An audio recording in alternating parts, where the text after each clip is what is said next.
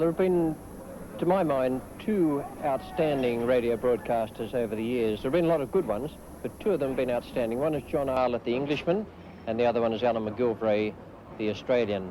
Now, two contrasting backgrounds there, because Arlott was a policeman who turned to radio broadcasting. McGilvray was a New South Wales Sheffield Shield captain, and one my father played against. So I followed Alan's career all the way through.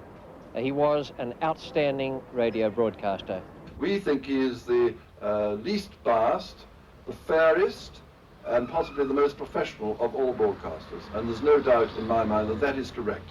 The thing that I admired most about Alan McGilvray was when you were away on tour, he was a very proud Australian, and if we lost, it hurt him almost as much as it hurt the team, and if we won, he was just as happy as the team. So you felt that he was part of the team, and in fact, he basically was. We used to have a lot of good times together with him. We've woken him up a few times early in the morning, probably to our detriment, but it's always been a good relationship between Alan McGilvray and the Australian side. We're watching Taylor go in now. Bennett hits it, and he's caught and bowled, and that's the end of the match. Well bowled. That was a slow one. He pushed forward to it and spooned the catch back, and England have won this Test match and won it well. All out, 129. Bennett out for 11. Gilbert not out, no score, and the margin was an innings and 94 runs. England have won this Test match, an innings and 94 runs, and well done. Just listen to the loudspeaker announcing about Alan McGilvray. It is, of course, the voice of Australian cricket, Mr. Alan McGilvray.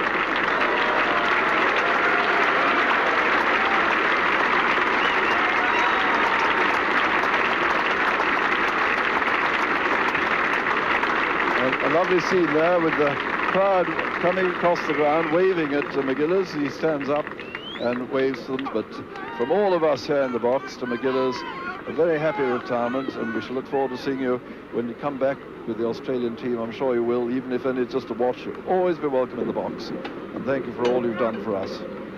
When the game has just begun and they're looking for a run, there's just one voice for the cricket, so they say. He's everything to cricket. Alan, it seems a long, long way from the excitement of the Oval in London to the peace and tranquility of your home here at Double Bay in Sydney. What's this life of retirement like? 3 days is marvellous. Well, 3 months will be better. It's been marvellous, Norman. Well, Alan, I spent last night reading your book, The Game Is Not the Same, and quite honestly, I couldn't put it down. And it's a remarkable thing about it, you know, that you're going right back into the 1930s, and how do you remember things that far back? Your recall of incidents, even 30 or 40 years ago, is quite vivid. Now, is that your memory, or did you have a scrapbook or a diary? A little bit of each, Norman. I have a diary and a lot of records, but strange thing about me, I'm often accused of being rude, because I don't remember people I met yesterday. And I am rude, because I haven't got a good memory. But I can remember cricket back 40, 50 years. Extraordinary, isn't it? Well, what I liked about this book is the cover. Why did you choose the red and white ball on the cover? Well, this was, I thought, well designed. It is that, you see, the game is not the same. It's changing from the red ball to the white ball, which is used in one-day cricket. And so that is part of my story. The game is not the same. Mm-hmm. Well, to tell this story, I think we have to tell it in two parts. First, the short chapter of Alan McGilvray, the cricketer, and then the very long chapter of Alan McGilvray, the broadcaster. Grandma, Grandma, we honor you today. Grandma, Grandma, how homage now we pay. The first main association with the game occurred at Sydney Grammar, one of the best known of the city's great public schools. Early records describe Alan as a promising all-rounder, a punishing left-hand batsman, a medium-pace right-arm bowler, and an excellent fieldsman in any position. He played in the first 11, and he also displayed leadership qualities in his senior years when he was chosen as a school prefect. His great achievement as a player was selection for New South Wales, and he appeared in 20 matches, 12 of these as captain.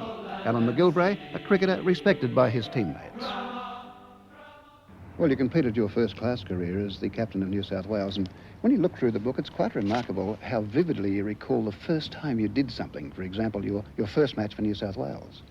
Yes, that was a great experience. I shall never forget it. 40,000 people, Melbourne Cricket Ground.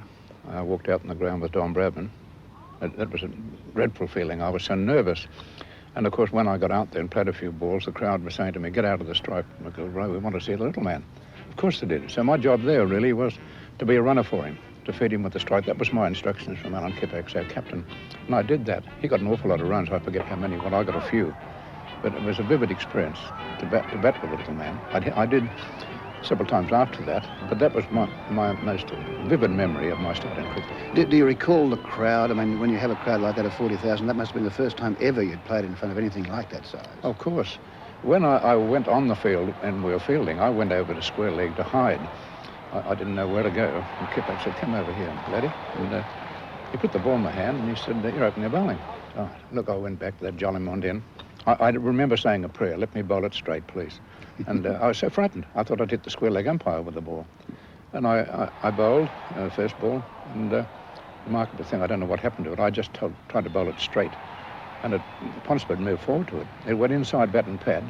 Oldfield thought it was going to hit the wicket, took his hands up in the air, and it missed the wicket. You're talking about some wonderful names there. Yeah, well, I didn't care. Because later on you played with Bradman. You played with Bradman in that particular match, and then you played against him when he moved to South Australia. You were captain by then. Yes, well, he moved. Otherwise, I wouldn't have been captain.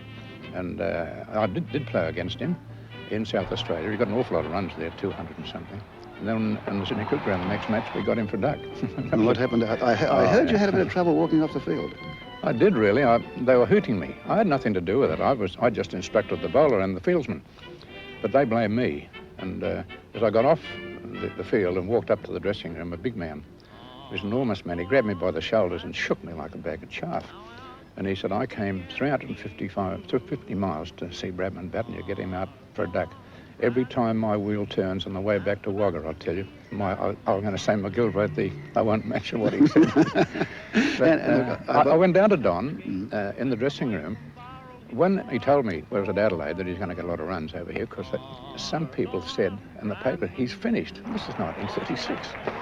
And he said, "I'm going to get more runs in that ground match to show I'm not finished yet." And when we got him for a duck, I just said, "Well, just dream about that 300, Brattles, will you?" It was rude, and he looked down at me, and he was a very nasty look he gave me, and I deserved it. So I went down to the room, and I said, "Look, Don, I'm not so about getting you, but I am sorry for the ungentlemanly remark I made. It wasn't necessary. Will you accept my apologies?" And he just looked up over his cane chairs and he said, "There's always a second innings." And I knew then, if there was a second innings, he was going to get 300. Then unfortunately, the King of England died and the game was abandoned. You had 7 Australian players under you at various times. Do you feel you had their respect when you were captain? Absolutely. The best team man I ever played with was Bill O'Reilly.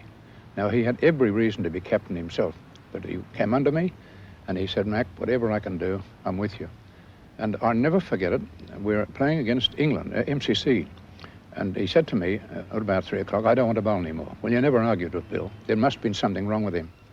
And I said, "All right, Bill." And he came at 5 o'clock, still 5 wickets to go. He said, "Give us that so-and-so cherry. I want to get these fellows out." He got the 5 wickets in the last hour. And I went in the dressing room. And so I was locker is next to mine. And he was taking his boot off. And I saw a bit of blood on the second sock, and the third came off with his toenail hanging to it. And I said, "That's all you're complaining about, Tiger." And he chased me around the locker, so he got me to kill me. He always wore 3 pairs of socks, didn't he? I believe so, yes. But if I remember, he used to use Sunlight soap or some soap like that between the second and third for sweat. And he hit the ground so hard, Tiger. And this was sort of a shock for him. But when I did see him change, I always saw this pattern of behaviour from him. Were you ever sorry that you didn't play for Australia? Yes, I really was, but I wasn't good enough, Norman. My opponent, if you can call it that, in selection was Stan McCabe. Well, I might have been a little better bowler than Stan, but I couldn't hold a bat to him in his batting. No, I could never be in a position to replace Stan. Well, you mentioned that match with Bill O'Reilly. That was, in fact, the game where you replaced Stan McCabe as captain, and you were the only state team to defeat Gubby Allen's touring team. Was that your greatest achievement in cricket? Yes. I led the team out in the field, and we didn't think we had much chance against the time. That was a good side, 36. And we got up. But Mr. O'Reilly had a lot to do with that. He did, really. And so I owe him a great debt for that. That was my greatest achievement, to beat the MCC. Well, now let's move from Alan McGilvray, the cricketer, to Alan McGilvray, the broadcaster. Here is Sir Charles Moses, who was the first general manager of the ABC. Then came in 1930, came the era of Alan McGilvray, who was recommended to me by Monty Noble, the famous Australian captain. And I'd asked him for somebody who was, I felt we ought to have some experienced cricketer. And he said, well, I couldn't recommend anybody better than Alan McGilvray because, in my view, he's the best captain New South Wales has had. He himself had been captain of New South Wales and Australia. And he said his knowledge of the game and his judgment is very, very sound. And if you can get him to broadcast, the thing was then to make a broadcaster out of a very fine cricketer, which we certainly did. Well, the year then was 1934. Can you remember your first broadcast for the ABC? I do, in a Brisbane studio, putting me in an office with a red light and a green light. And they said, when the green light's showing, you talk. When the red light goes on, you stop. And I don't know how long I spoke, but I did it. I must have repeated myself dozens of times. That was the start, a first summary when I used to go up from the ground straight after every interval and do a summary of that session's play. This was the broadcast box at the ground, was it? That's right, yes. Were you actually playing and sort of jumped the fence at the end of the day? Yeah, I did. I was. It interests me, even then, just to say, no, I've got to talk about what we've done today. It rather attracted me, and then I went on from there, as simple as that. Can you, was there any controversy about that? I mean, were you criticised for being a broadcaster and a player at the same time? Yes, I got the message from a couple of the members of the New South Wales Cricket Association. I shouldn't be doing this, and I suppose I shouldn't have been. But there was no rule to prevent me, and it was only mentioned, no, why don't you cut it out, Mac? But I thought, no, I was enjoying this. And, but there was a few people thought. That was maybe why they dropped me from the last match, which I wanted to play against England. I went to the three selectors, and I said, look, I'm not doing well enough. I should be dropped. But if you're going to drop me, can I retire? And they said, Mac, we'd never do a thing like that. Three of them did. And I got on a tram one day and reading the paper, and I said, how did this fella get on the side? It was me that was dropped. So really you hadn't actually broadcast Test cricket at all, or any form of cricket, until the synthetic broadcasts, which occurred in 1938. That's right. Well, we've got a sample of this. Now, this was a synthetic broadcast, which was done specially for Fox Movie 10 News. On the eve of the 1938 Test cricket series, I have been asked to explain to you how the synthetic ball-by-ball descriptions are broadcast by the national stations. Let us follow the course of a typical message as received in the Commission's Sydney studios only a minute after the actual happening on the test ground in England. This cable is taken down in duplicate and immediately amplified by cricket experts who fill in details regarding field placements on model cricket fields for the commentator, whom you can now see broadcasting his description from the amplified cable information. As the shot is made, the effects man, who has in front of him a copy of the cable message, drops the needle on an effects record, and listeners hear the applause of the crowd as the shot reaches the boundary. And now, let us listen in. Farnes bowling to Bradman.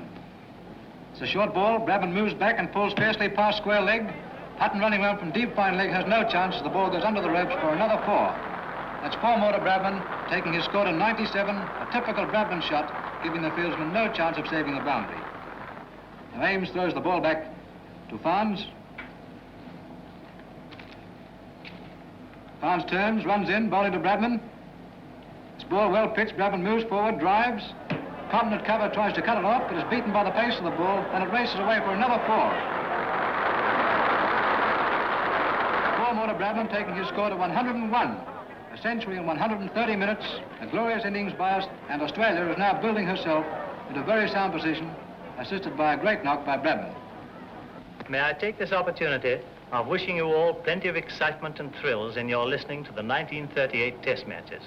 The big problem was when they scored 1 run, to make sure you got the other man in next. Otherwise, 1 run takes him down to the bowler's end. Now and again we were calling a fellow wasn't batting. What about the time you got the wrong Mac out? Oh, that was dreadful, yes. 2 Macs, McCormick and McCabe. And the cable only had Mac. Caught somebody, bowled somebody. So I turned to Vic, he was sitting in the corner, and I said, who will I give? That's Vic Richardson. Yeah, Vic Richardson. And he said, I'll give it a stand. He's 200 and something. He's throwing the bat at everything. So I had McCabe out, and standing ovation for magnificent innings, and the crowd were cheering him, and I took him right into the pavilion, and then the next cable came McCormick. It was a dreadful sensation. I didn't know what to do. I just admitted it. One remarkable thing that I heard you do a synthetic broadcast of Len Hutton breaking Don Bradman's record, which was part of that 1938 tour. And your description almost exactly matched what happened when Hutton made the run. I could visualise that. I knew what Bradman would do. He'd be the first to go up, and then the others surrounded him. And that wasn't far off the truth, really, but it was all done in a room. Have you seen the film since? It's exactly what happened. And now the big fella moving in. Yes, and there it is. At 4 to Hutton as he whips that one down towards third man, and Bradman moves in, and the first to congratulate Len as he comes back for that second run. He needn't bother. It's there. Of course, cricket resumed in Brisbane, the first test of the series in 1946. Now, did that mean that it was 12 years from your first broadcast in 1934 to your first actual test broadcast in 1946? That'd be right, yeah. I remember, for one reason, that great man, Arthur Gilligan, we were broadcasting from the member stand, and he walked up the steps, and I was doing some talking, and then I saw this great Arthur Gilligan. I was working with Vic Richardson then, and to meet the man that I admired so much when I watched him play, and I had to talk with him. My goodness, he helped me a lot, both he and Vic. Because it was Vic and Arthur. I was only the small boy. We'll come back to that combination in just a minute. Do you remember the occasion when Hammond walked out with the team in behind him and the batsman followed?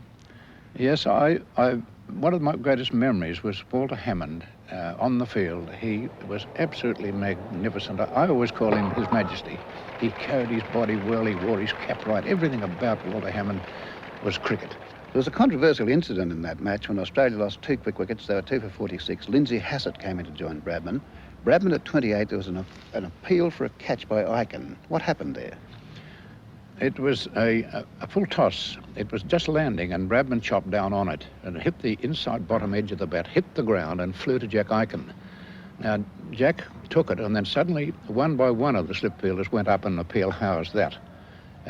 Immediately I saw the ball hit. I called it not out. Players were all walking around saying he's out, he's out, he's out. But when I saw Hassett, I spoke to him and he said, that's exactly as I saw it. I was not even concerned when the appeal went up, and I said, well, that's no problem. And I couldn't believe the fuss that went on. There was no doubt that Bradman was not out.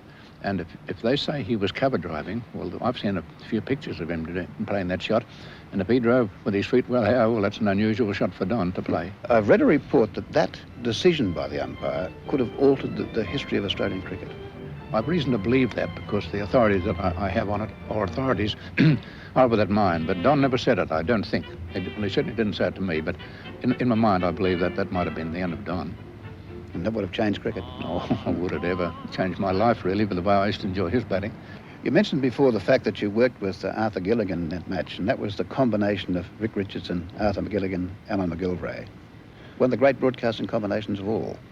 Well, it was a household name, or names, Vic and Arthur, and it became known throughout Australia. They did more for cricket in those years. We were starved for cricket, of course, but they were the most popular combination that I've been ever associated with. I can still remember as a kid the famous question, what do you think, Arthur? Yeah, that's right. Everybody, what do you think, Arthur? And it was a common expression right throughout Australia. Because we don't realise now, in these days of television, that radio was the only form of instant communication. What sort of ratings did you get for your broadcast then? I believe at one stage, ratings were 59. 59? Now, I don't know much about ratings, but that's pretty high, isn't it? Oh, it's phenomenal. That's what it was. Of course, in 1946-47, Australia won the series easily. England still weak after the war. But the next domestic season in Australia, a tour by the Indians and a wonderful occasion in Sydney. Can you remember that match? You mean Bradman's 100th 100, yes. I remember that well. I was broadcasting that. He came in with Miller, and the scoreboard showed this 99. Everybody was tense, and I think the captain was Amarnath, and he called in Kishanchan and gave him the ball.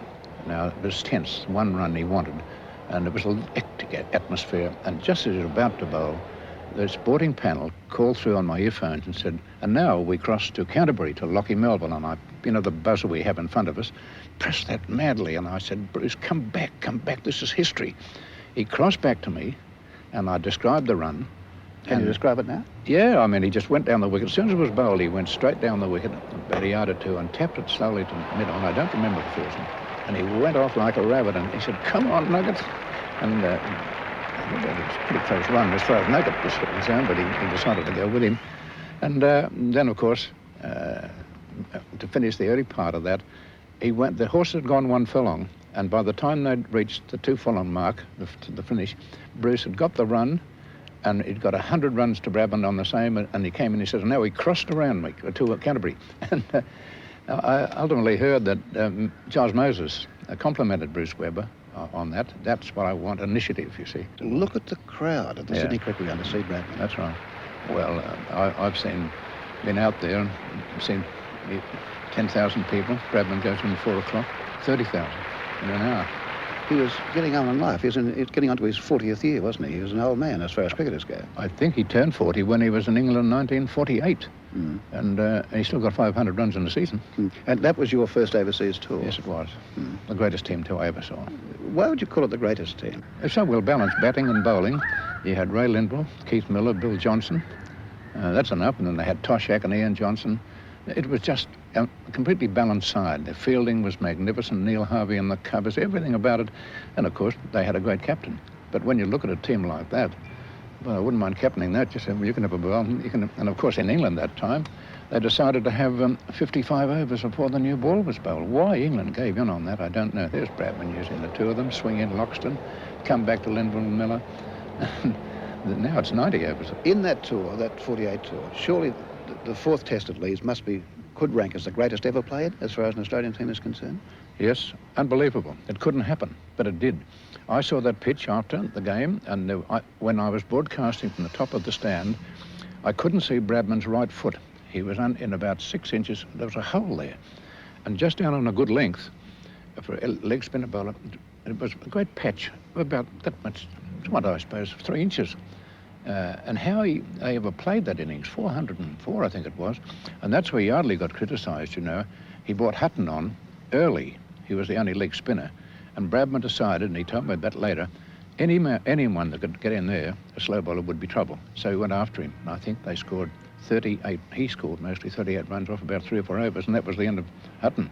But Bradman put him out of business. On the day England were batting, the previous day, the crowd was very hot. And the crowd had encroached on the ground by about 3 or 4 feet. And that was the boundary line. Although they were in from the boundary. The next morning, Yardley went to the curator and the umpires and said he wanted a line drawn 3 feet inside the normal boundary because he had the advantage of 3 feet.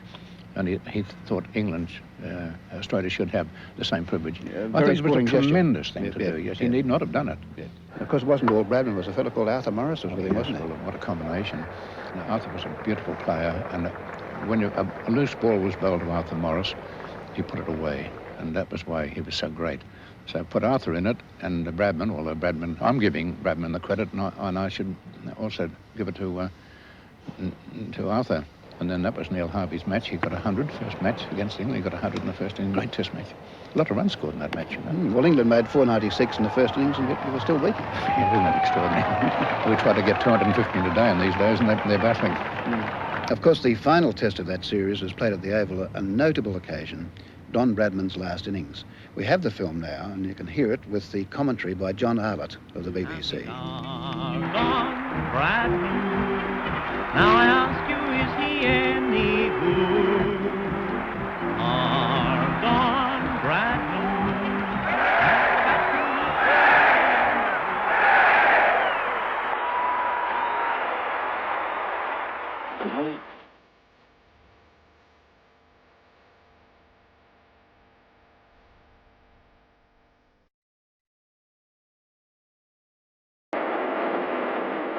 Bradman.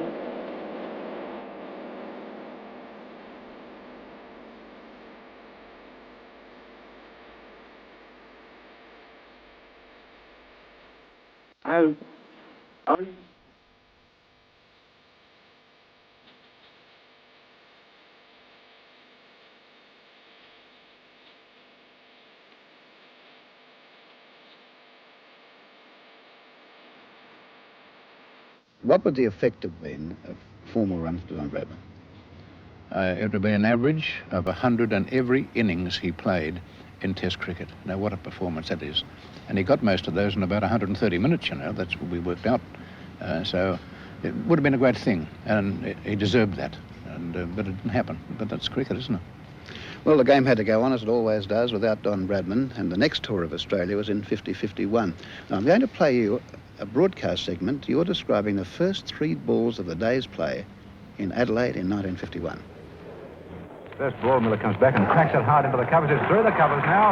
Washbrook, Hutton is chasing it. It passes Washbrook. It goes out for 4. Betzer again to Miller. Miller cracks the next one. It's through again. Another 4. Now a very deep field as Hutton's left down deep in cover. As Betzer bowls to Miller. Miller short. This one's short and he goes through. And I think it's another 4er. It's past Washbrook. It's 4 again. And when look at what he did to Freddie Brown in that tour. I think it was something, he got these wickets, that's right. And Freddie came in and he said, what are you doing out here? And he said, what are you fellas doing? He says, Nugget. He said, look, 25,000, give them a bit of amusement. He said, I'll keep the first 3 balls up to you. And the minnow one uncovers, go into it, make the crowd happy. And he bowled 3 to him. And Freddie duly hit him for 4. The next one hit Freddie on the head. And as he's down on the ground, Miller went up and Brown looked up and he said, what'd you do that for? He said, I said 3, not 4. Well, of course, the modern day people, a lot of them haven't seen Keith Miller play. They only know him as a sort of legend. You could compare him, I suppose, as an all-rounder with Ian Botham. Yes, I could. That's bringing Botham right up into top grade too. But he isn't top grade in performances. People can say he didn't have the opposition. Well, there's a fair reason for that, but he's done it. But you put a Miller out there. Everybody watch Miller. The throw of his hair back off his forehead. I suppose you can do that with both of them, but they're 2 different characters, but they both do a big job in the great all-rounders. But Australia hit a low ebb in 56 in England, and I think what might have been the greatest single bowling performance in history was Jim Laker. It was 19 wickets, yes, on an unplayable wicket. That was not a fair wicket. And I went out with the members of the committee to look at this with Don Bradman, and it was a shambles. I could push the wicket up like a carpet, and it'd roll up. And of course, Jim just bowled the ball and it would do everything. There was no way you could plan it. And I know the committee at the time were disappointed in the wicket they prepared. And since then they appointed a supervisor of wickets, and it hasn't occurred again. But that was a marl, they call it. It's like a very fine manure, and they put it on and it just broke up. But Laker was a great bowler. In England? Yes. No, not in Australia. See, a man like Norman O'Neill started to take the bat out of him. I remember Norman O'Neill coming to me in the Perth club. I was playing snooker. I didn't know Norman O'Neill, and he came up and asked if I'd have a yarn about Laker. And he said to me, can I get to him? And I said, yes, you've got to be quick. And we talked about it at length, and I said, but you've got to watch the one he runs away in the air. And Norman said, I'll pick it up. Gave him an awful hard. He got 100 and something, and the ball was hitting the boundaries and bouncing off. Laker never bowled well after that, you know. You know that I really felt for you as a broadcaster in that 1958 tour that you've just got to, Richie Benaud took over. The Brisbane Test, England scored 19 before lunch. Now, surely that must have been the worst broadcasting you had to do in your life. It was. Trevor Bailey was a contributor there, 4.5 hours, I think. He was batting, and I think he only got 18 or 19, something like that. And the total at the end of the day was 111, a full day's play. And old Trevor, he stuck around out there, wouldn't score a run. And I think it was Graham Mackenzie decided he had to get over the 100. So I think he bowled 4 wide just to get past the 100. The players were disgusted. But that's the last time Richie Benaud let that happen. He went out there every day to win or lose, but do either well. That was his philosophy in life. 2 years later, the next match in Brisbane, of course, was the famous tied Test. Drought skies him. 3 of them, 4 of them getting under it. Canhigh gets it, and it's stopped! It's stopped! Paul and Canhigh ran in for it. 4 of them converged on the ball. Paul steps in off the mark. Shirt trailing behind him. Meckiff pulls him high into the outfield. 4 runs. No, it won't get to the fence. They're going for the 3, though. Drought slides his bat behind the line. He's flying for it, and he's out. Run out! Run out! Run out! 2 runs only.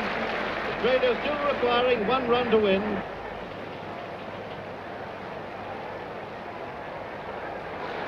And here's the single that wins the match for Australia. He's out! He's right out! Right out! The stumps are thrown down! Well. Now, the commentators there were Clive Harburg and Johnny Moyes, but not Alan McGilvray. No, I know. I wasn't there. I should have been.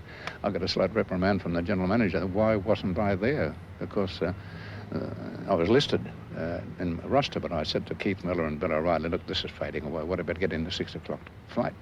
well, we've had a pretty hot time. And Keith said, yeah, let's go. And so Bill said, let's go. Bill said, I better stay. We went out to the airport, got into the pilot's room. No, they weren't listening to the cricket. They got aboard, and there was a Canadian or a Dutchman piloting the flight, and we sent a message up, could you give us a job? No, they wouldn't listen. And I said, well, the hostess, 6:30, there'll be a summary by Johnny Moyes. Could we pick it up? No. And then, of course, when we arrived back in Sydney, Australia had won, and it was my wife and some hostess there, and I said, who won it? No one won it, and it was a draw. No, that wasn't what the man said, says the host. A tie. So Keith Miller written his article, Australia Coast to an Easy Win. We went over to the telephone booth and rewrote the article. Going on in that series, the West Indies won the second match, lost the second match, Australia won the third. Fourth was a draw, the fifth in Melbourne was the decider. Quite a remarkable incident towards the end of that match, which is known as the Fallen Bale incident. And we can see that now on film. Now, the controversial incident as Grout plays a stroke and sets off for the 2 runs. Alexander appeals to the umpire because the wicket is broken.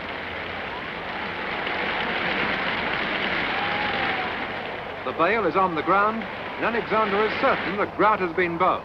However, there's some doubt, and the umpires decide to hold a conference.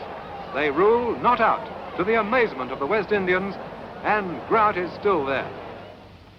Now, what was your opinion of that? I wasn't on the air at that time. I forget who was, but I was confused, but I couldn't understand why the bail had fallen. And then I asked Wally Grout after the game or sometime later, and I said, what happened, Wally? And he said, I don't think I hit the wicket, Mac. He said, the wicket was broken up badly, and I tried to cut the ball, and I hit the ground hard, and I think I disturbed the turf, and it rolled off, the bail. But I didn't hit the wicket. But he said, anyhow, it was some doubt. And I said, well, what'd you give your wicket away next ball for? He said, I didn't want to be in doubt. I thought I should have been out. Was that the greatest series of cricket ever played? To bring West Indians together, even today it's difficult. You know, there's great rivalry, even in not only cricket, in trade. Some things you can get in some island, you can't get in the other. So that was a real accomplishment for Frank, to unite the West Indies into one body of cricketers. No, that his leadership, and if I'm giving Frank credit, I must give it to Richie. Together, they did it. Not one of them, but both of them. They both played positive cricket.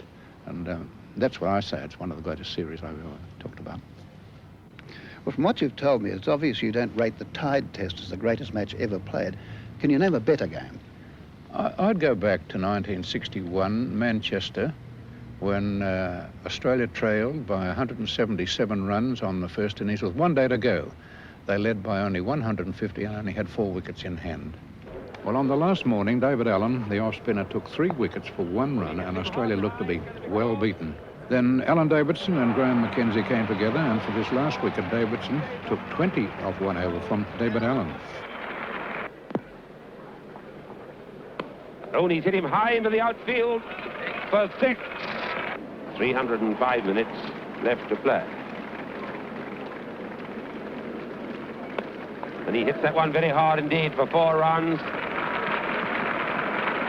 between the bowler and long off.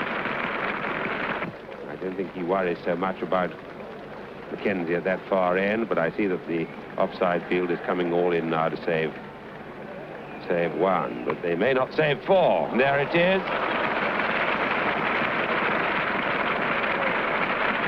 Davidson's 50.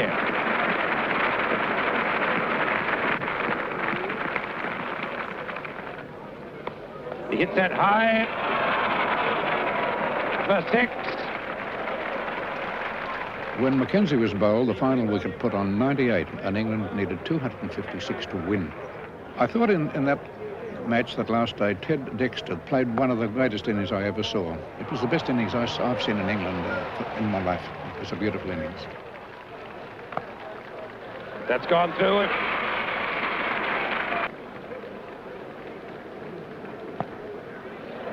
Square cut, beautiful shot. 4 more.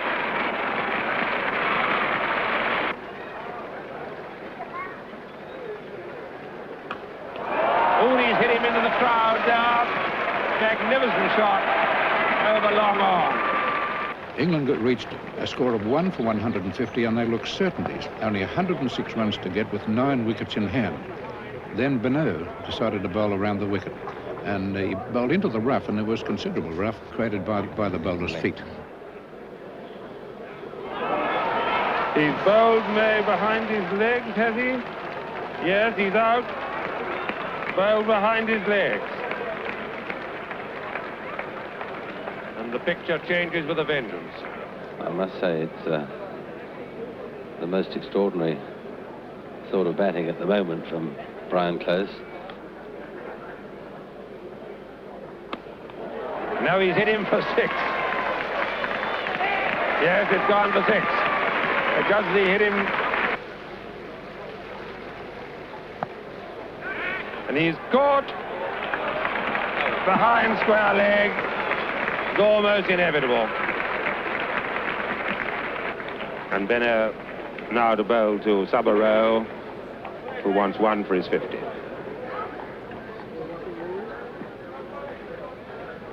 He's clean bowled. Subborough bowled by the last ball before tea.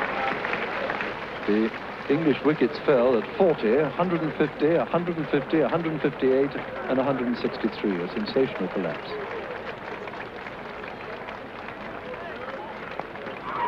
Yes, he's caught by Simpson at slip. Murray caught Simpson, bowled Beno. Beno's now taken 5 for 53.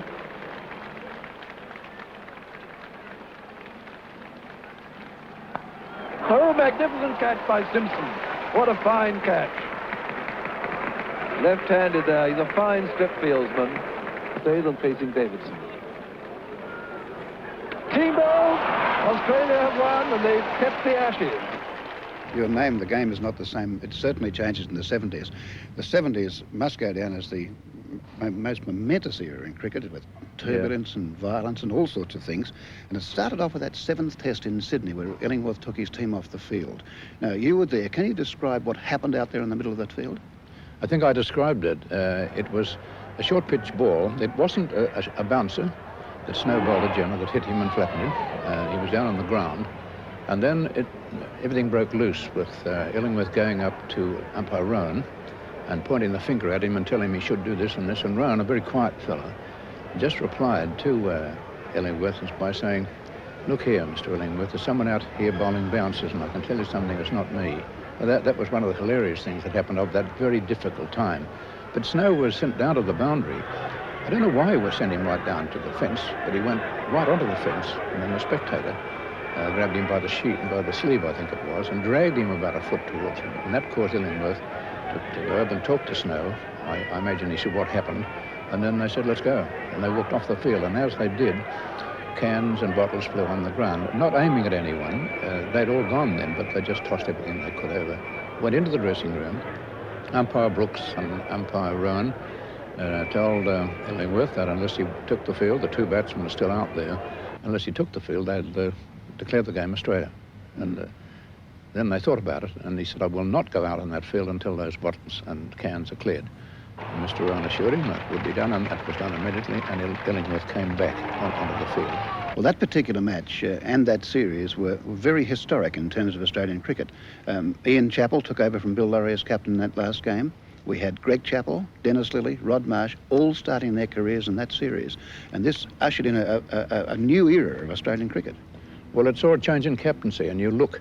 So we had Beno with that same outlook of win. No prize in running second, he used to say to me. And then when we had Laurie didn't play as many drawn games as Simpson. But then we got Ian, and Ian had a new look. And he went out to win or lose. But he said, "I'll do either well, Mac." And that's the new look that came into the game. And that's, as I saw Ian, a very good tactical captain. And it changed the game. Of course, the 1974-5 series in Australia was the explosive one, the Lilly-Tomo series. Have you ever seen fast bowling like that before? No, that was shock bowling, wasn't it? I imagine it would be like Larwood and Vose, without the same field placing. But it was the Englishmen didn't like it at all, and who would anyhow? Tomo firing them at you that way, and that great bowler Lilly coming in with better control than Tomo. But Tomo was the problem, you see. They never knew when they were going to get one of their heads or one of their toes. But they knew Lilly was going to be fairly consistent at keeping the length. But Tomo was just a fire eater. He just loved bowling fast, and he was very, very fast. Well, I want to play a little videotape item here, and I'm sure this is going to bring a smile to your face. It happened in Perth in the second test of that series. It was the last ball of the day, and Willis is bowling to a young man called Doug Walters. Doug Walters, 97. Here's the last ball of the day's play. He hit it, could be four. Magnificent shot. It's out to the boundary. A six, was it? A six. A six. Walters, 103. What a fantastic finish. One of the greatest finishes we've ever seen to a day's play in Australian Test cricket. Doug Walters, 100 in the session. He hit the last ball of the day's play for six, and he's on to 103. One thing about Dougie, I always knew if he's beaten by a ball, he'd say, let's have the next one. That's history. And he'd never let a ball that beat him trouble him, and he went on as though that nothing happened. They dropped him in England, didn't they? But I think he asked for it. And he said he wasn't doing well enough, and he didn't do it very well. But I think Dougie went to Ian and said, look, give some of the younger fellas a go. But I understand that the team meeting they had, he gave one of the finest addresses to the team, and set him to pull himself together and really got behind Ian. And although he was dropped, he didn't take it badly. He just went on with the team and said, no, I can't do it, you fellas do it. Alan, you've described Don Bradman and Richie Benno as captain, but Ian Chappell, a entirely different type of person. He was, very much so. I must say he didn't quite have the dignity of Don, because some of the things he did on the field were, I would rather he didn't do them. I think he regrets them now too. But I mean, you go out in the field with 20 captains and some say centenary, and he'd have a mauve or purple suit on, you see, that sort of thing. He did it. He just said to me, Mac, I won't conform. But he still gets your number one vote, Ian Chappell, of the three. I mean, you've asked me a tough question there. Bradman was very well equipped after the war, but not so well equipped before the war in attack. Ian had some good fortune with the bowlers he had. I think you'd have to put it all together and say, I'd like to separate. I wouldn't like to separate them, but if I was choosing a captain of the age group that Ian was in, I think I'd have Ian. Because he didn't captain the team for very long. It was only a matter of about 4 years, and he actually stood down in favour of his brother Greg. You remember that? That's right. He did that up in Brisbane, I think. That's when Greg got 100 in each innings. That's first only captain to do that, isn't it? He could have well got it before Greg, but not for Ian now. And so now there's my young brother down there. I've got to look after him.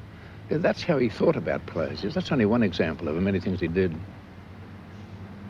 So, because Greg, looking at your book, Greg took over then and kept going, and the great single match of the 70s must be the Centenary Test. Yes, it was. The Centenary Test, a wonderful occasion. It was an extraordinary game, you know, that Australia were out for 130-odd, and then England all out for 90-something, and the game was all over. And if you remember, the Queen and Prince Philip were going to drive around the ground on the last day. And they said, there's not going to be a last day with these scores. And they were busily trying to arrange another fixture so that Her Majesty would come and she'd see the game. And this was all planned. And then, of course, both sides got over 400 in the next two innings. And the game went right almost to the death, didn't it? Australia won by 45, yeah. Exactly the same as the first That's test. right, yeah. We found a remarkable still photograph of you, which was taken at the exact moment that you made this little piece of description.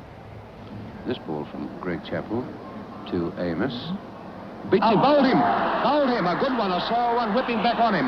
He may have touched it, I don't think so. I think it came straight through. It was either a touch or the bat or the pad. One interesting point about that Centenary Test is that Derek Randall was made the player of the match. Now, I believe you were one of the judges for that, weren't you? I was, yes. I voted for Randall at 5 o'clock. But then Lilly went on from 5 till 6, took 4 out of the 5 wickets to fall to win the match, and that gave him 11 for the match. But I'd put my vote in at 5, and I went straight down to the people that were concerned, and I said, I want to change my vote. And they said, we can't, Mac, it's all gone up to their board or association. And I said, well, I want to change it. And they said, no, you can't. But I said from then on, I was asked to do that job several times after, and I would not give my vote until the end of the game. At 5 o'clock, Randall had the title, but at 6 o'clock in my book. But I believe someone else wanted to change it too, but they wouldn't change it. Well, soon after that, and you devote a lot of time to space to this in your book, is the breakup with World Series cricket. Well, I was at Hove in Sussex, And then the news came through, and there were interviews and cameras flying around, and what I say, this and this, and others were being interviewed. And there were two members of the board there. And I kept talking to them, and they say, well, we're not going to stand this way. Everything was being said in the heat of the moment. And I remember one of the board members said, well, shut the door right in his face. And I said to him, don't ever shut a door, leave it ajar. And because I believed that could have been overcome. It was then decided to play 2 tests at the same time as Australia were playing India and Australia. And I believe had it compromised on it and just thought about it and said we could have done it both together. We could have played the World Series and the test matches. But I think World Series decided to put the games on at the same time. And that fell apart the whole lot then, you see, so it was a complete breakup. Yes, it was a very emotional and bitter period, wasn't it? Always it was. A dreadful period there. And it was all done so secretly. Well, it could have been opened, and discussions could have taken place around the table, but it didn't happen. Well, you've been described quite often, I suppose, as a traditionalist. What about one-day cricket? I find it hard to do. I'm more of a tactical broadcaster. I try to plan things, and I've been lucky to have commentators with me like Hass and Johnny Moyes and Arthur Gilligan, where you try to foresee something and create an atmosphere of anticipation. And you can do that in a test match. But when I see men like Lilly going into bowl with no slips, making no attempt to get the batsman out, that to me lacks any planning. It's just, he's only cannon fodder, Lilly, and he's got that's where he gets his wickets, behind the wicket, and slips for the most part. And he's deprived of the opportunity of getting wickets at the expense of saving runs. Now, when they get to the stage of saying, no, well, let's get a few wickets and plan it early, but you said the whole pattern is now inside, 4 inside the circle, and so on, goes on after 15 overs. All these rules have come in. And I don't think it's planning, and when you get towards the end of the innings, how many times have you seen it to Norm? Just a wild slog at everything that comes on. And that, to me, you can't plan anything. You can't talk about it. There's nothing to give the public, and there's no sense of anticipation except the first hour and the last hour. Then the game becomes alive. Yeah, but you're not saying that it's not entertaining. No, I'm not saying that at all, no. I mean, how can I say that when I see the thousands that turn up to it? It's answering a public need, and they're providing it. Full marks to them for that, but I think it could be better arranged and better planned. And wickets are as important as runs. If they ever come to some solution that they can give the bowler some credit or some help, then I think the one-day game will be the better. Well, the turmoil wasn't only in Australia. In fact, it went right around the cricket world. And that occasion that you had in the West Indies, which was the riot, which was in fact caused by the breakaway of World Series cricket, wasn't it? That's right. Mr. Packer attended the conference in Guyana. He flew down there to meet them. Nothing came of that. And then they played the first 2 test matches with the full complement of the World Series players. And then the cricket board in West Indies had no alternative to do what they did. Were they available to go to India or not? And if they wanted to play this series, they couldn't go to India. And so they said, no, we're going to play World Series. And so that broke up the team. And that broke up the people. The final test was Kingston, Jamaica. And a very nice fellow, Van Holder, very nice fellow. And he was given out, caught, and he didn't go immediately. And he stood there for 2 or 3 seconds, and then he walked off. But that was enough. The crowd jumped, everyone, the fields, bricks came over, and I'm sure they must have had a sling, but there were house bricks coming in, and they were coming about 80 yards, 90 yards. Well, no one can throw a house brick 80, 90 yards, so there must have been slingers outside, and they were lobbing over near the pavilion, and the players stood there. Why, gee, they were lucky. And then Fred Bennett went out, the manager, and then Jerry Alexander, the keeper, he went out to try and control them. No way. And then they brought the police in with revolvers. Well, this is good. And then they fired a few rounds up in the air, and there was no intention to hit anybody. And then they had the dogs. Boy, those dogs get hold of you, kill you. And I remember saying to Fred Bennett, the manager, that's a bit dangerous. Oh, he said, there are only blanks. And I said, did you ever serve in the army, Fred? He said, no, I was too young for that. I said, well, blanks don't sing when they go over your head. I can give you that. And then I broadcast with my briefcase, and I broadcast through the handle. There was a brick wall underneath, and I had the handle, and I told Australia, what was happening. ABC, Alan McGilvray here. The riot's still going on. There's the police are out in the middle, a lot of bottles still all over the ground. I don't know what Simpson's going to do, but the manager, Mr. Bennett's out there in the middle. Well, they're not in the middle. They're well away from where those bottles and stones are being thrown. And the police surround them as they leave the ground. Now ball bottles are coming, and they took out the bottle off the ground, and they're being rained with bottles. But hundreds of bottles are pouring on there. The players are diving for shovels, and they're in undercover. Now, all we see on the field now are dozens and dozens of police. And as they run off the field, they were showered. And the umpire's been taken off under protection. This is not funny. I didn't know that the radio station in Kingston had taken that broadcast and broadcast to the people. And because I was then accused of, everything. We heard you, and I tried to go out of the box, 20 feet up we were, and about 6 or 8 men down there, and they had bricks in their hand, and they said, you go back on there, white man. And I went back all right, smartly, and I waited for about half an hour, had another look. There was about 4 or 5 of them gone, but still half a dozen there. And I went next door box with Jackie Hendricks, who was the wicketkeeper and captain of West Indies, a very good friend of mine. And I said, look, come on, let's walk, Jack. And I got over to the member stand, and the policeman came up, you white man fool. You white man fool. And I said, there's no problem. And he says, you know, my man, a knife, 50 people around you, a knife, no one knows. You go, you dead, you fool man. I said, I never thought of that a lot.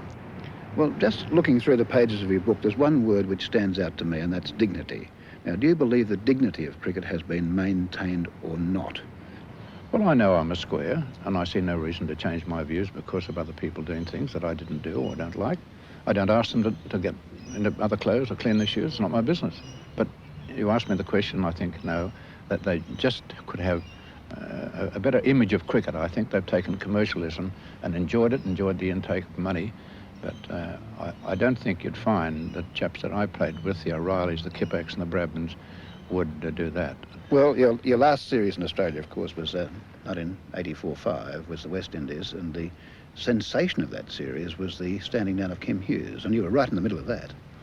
I became involved, not for what I did and said, but what some people in the press wrote about me. You see, I did a recording in City Extra, I think it was, and it was written up in a paper over the front page, but they didn't create the meaning.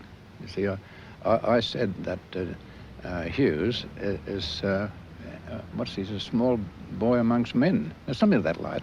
And that was what was quoted. But I said, actually, in those broadcasts, he's a small man amongst men, having mentioned the Bradmans and the Woodfulls and the great captains of my time, and he hasn't grown up to their stature in captaincy. But a paper can distort it by using only part of the sentence, and I came into a lot of criticism about that when I actually meant his inexperience was so evident in the captains I've seen, the Chappells and Bennos and the Bradmans and the Woodfulls.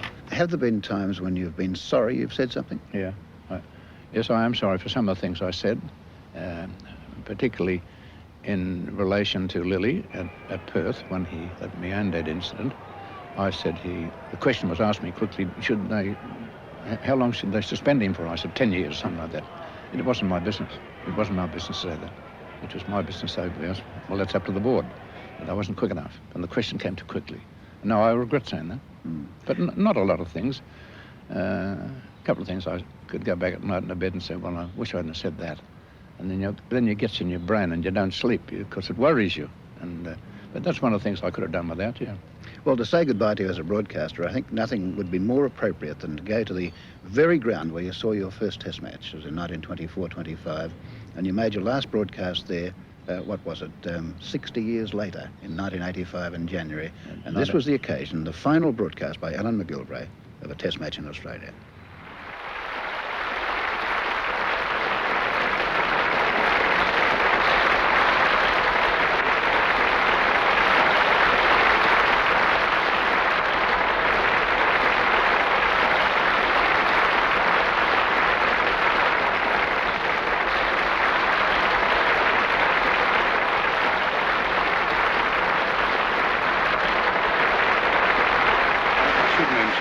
haven't got the time. There's a game of cricket going on, and it's far more important than me. Behind the mic. But I just say, finally, the score is 8 for 242. Thank you all. And the crowd here today who stood and gave me a great ovation.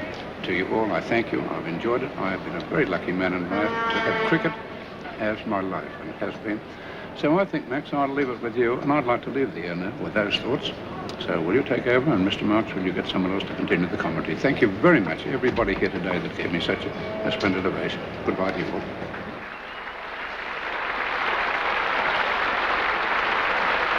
Well, the game is not the same, and we close the book at page 188 for the last time. And just before we go, are there any particular people that you'd like to pay a tribute to during your life as a broadcaster, or during your life at all? Many, many, many people, but primarily my family. My father met me, all my relatives up the station. We were going to Adelaide, and I was going to get 1,000 runs and 100 wickets on the tour. I was 12th man in Adelaide and got none for 140 in the next match. So, but they were all so keen, and I remember my father saying, "Now you're on a new threshold of life, my young man. Make the game the better for being in it." That had a great meaning. It backed me right through my life. And then my mother. I was a stutterer. I couldn't get 2 words out when I was 15 years of age, and she made me read to her, and she was bedridden at that time, and then sent me to a musical course. She's had harmony of that, and I was cured. And then for my wife, and now to my daughter. Well, Caroline she came to England with me. She did a lot in that book, and I wanted her there for research and everything else, and she did that. And then my wife was a great help. She'd ring me in England, you know, and I'd be there. Why don't you wake up to yourself? You did get animation in you. And that was a family, I think, was a great help. And basically they got me on the road, and so I'm grateful. And of course, players, Vic Richardson, Gilligan, Hassett, Moyes, you know, I could name dozens, Norman. Tremendous help. I've been a lucky man. You always preferred to be a radio broadcaster and not television. Well, it appeared, and I think Moses would have thought this, and I had some ability to put a picture in words, evidently, and I believe that I had to put a picture in a lounge room or a car by word of mouth, not by camera, and I couldn't adjust myself to change of style, which is you so well, and having done both, it's not easy to do. You can't do both in the same day satisfactorily. And so I thought, on the guidance of a couple of people that I talked to about it, and they said, well, you seem to have that ability, Mac. Stay with it. So I never did television, not for 20 years. Well, radio broadcasting is a team game, same as the game of cricket itself. Yeah. Are there any particular people that broadcast with you in that professional sense who you'd like to pay some little tribute to? Yes, well, the ones I've mentioned, my summarisers from Gilligan Richardson, and then on to Lindsay, Johnny Moyes, John Arlott, Brian Johnson. Gee, I'm missing a lot. I'm trying to think quickly, but I have had so much help. And even on the last tour, the BBC were absolutely marvellous to me. There wasn't one thing I could say that I wanted that wasn't done, and done with a great deal of pleasure. Well, it's nice of you to say that, because just to close off, I know you've had hundreds of letters and messages and phone calls. You've had farewells by lots and lots of peoples and presents given to you. I think the most appropriate way to say goodbye for the last time is to go back to the BBC dinner in London and hand over to Brian Johnston. So from behind the curtain appears a decanter which says Alan McGilvray with marvellous words on it. It's just what I've said, with affection and appreciation, BBC, and someone on the other side who I think you will recognise. Yes, I am. You will recognise the great man. Yes, I do. Now, what we haven't told you is this is a very peculiar decanter. It is a magical decanter. I'm going to ask whether we might just hear something from the gentleman there. Are you there? Sharp along now. All right, well, we just see whether we can hear his voice if I undo this very slowly and draw it out. I am pleased to have an opportunity of paying tribute to Alan McGilvray at the conclusion of his career as a Test cricket commentator. About 50 years ago, we played together on the cricket field. Alan could fairly be classified as a good all-rounder who had a splendid knowledge of the game, and his experience in the middle as competitor and captain was undoubtedly an asset when he turned to broadcasting, because there are many subtle differences between watching a game and actually taking part in it. By a coincidence, Alan ended his broadcasting career at the Oval, the scene of my farewell Test appearance. There was a vast difference in our respective performances. I lasted a mere 2 balls, whereas Alan's innings was only terminated by the end of the match, and then voluntarily. That one man could have a successful and honourable career at the microphone, extending over 50 years, is quite astonishing. It happened mainly because Alan stuck rigidly to those essential qualities of integrity and impartiality which brought him goodwill and acclamation from all cricket-playing countries. Not least was his understanding of the needs of those untold thousands of listeners who never had the opportunity to watch Test cricket, but who depended on the spoken word for their enjoyment of the game. A meritorious and noteworthy career has ended. I join with his legion of friends and admirers in congratulating Alan on a job well done. May he long enjoy the leisure he so richly deserves.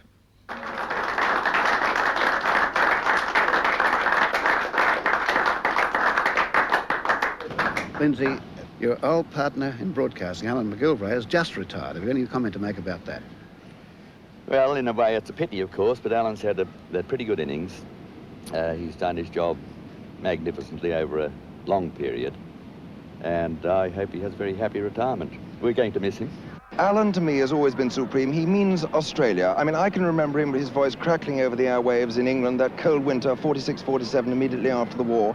When I was young and one heard Alan's voice, it was Australia, it was cricket, and green baggy caps were marvellous.